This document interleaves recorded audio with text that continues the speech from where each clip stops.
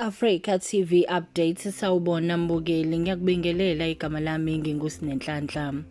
Umengameli uCyril Ramaphosa uthi iNingizimu Afrika kumele iziqhenye ngebanga eselihambile ekuzameni ukulwisana nesihlava se-COVID-19.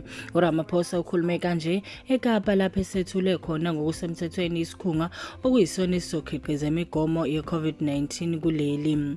iNingizimu Afrika kanye namanye amazwe asezwenikazi Afrika abengenayo indawo yokukhiqiza imigomo kanti abezithembele emazweni asentshonalanga nokube yinto emba eqolo kakhulu. uRamaphosa uthi lokhu kube yichilo njengoba leli zwekazi linosayensi kanye nongoti bezempilo abahamba phambili emhlabeni futhi abanolwazi ngamagciwane abulalayo afana nabo COVID-19. uthi ngisho ongoti bamazwe omhlaba bayavuma ukuthi iNingizimu Afrika inazo izingculabuchopho. Uma siqhubekela phambili mbukeli, isikhungo esibhekelele ukukhishwa kwezibonelelo zikahulumeni isasa sesimemezele ukuthi sesihlangabezene nezinkinga kulabo abahola isibonelelo sabangasebenzi emabhange. Wosikhulu kwezokuxhumana kwaSASSA uPaseka Letsatsi uthi uhlelo lokuvuselela izinkontileka namabhange yilona oluthatha isikhathi eside nokuphazamisa izinsuku zokuhola. Uveze nokuthi kuningi okumele kwenziwe njengoba kufanele baqinisekise imininingwane yabo bonke abantu abaholayo abangaphezulu kuka-10 million abathola le mali. uLetsatsi uthi kulabo abahlomula ngale mali eposini bazoqhubeka nokuyithola ngesikhathi.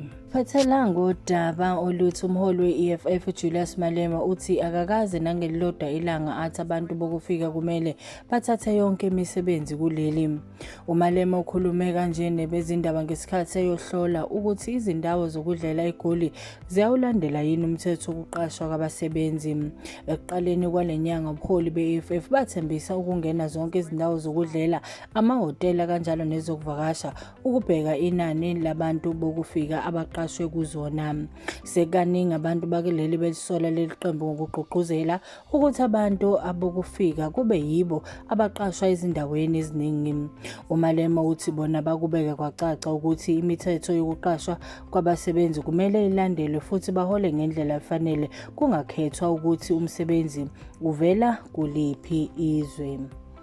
Izona-ke mbukeli sikuphathele zona osukwini lwanamhlanje. Siyacela uzivakashele emaphejini ethu ezinkundla zokuxhumana kuTwitter @SelectAfricaTV, Instagram @SelectAfricaTV, nakuFacebook uSelectAfricaTV.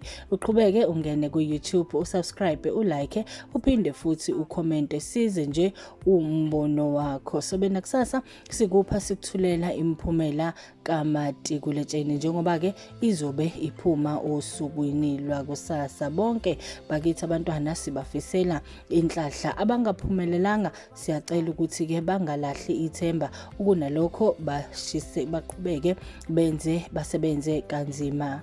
Mina nginguSinenhlanhla, le iSelect Africa TV.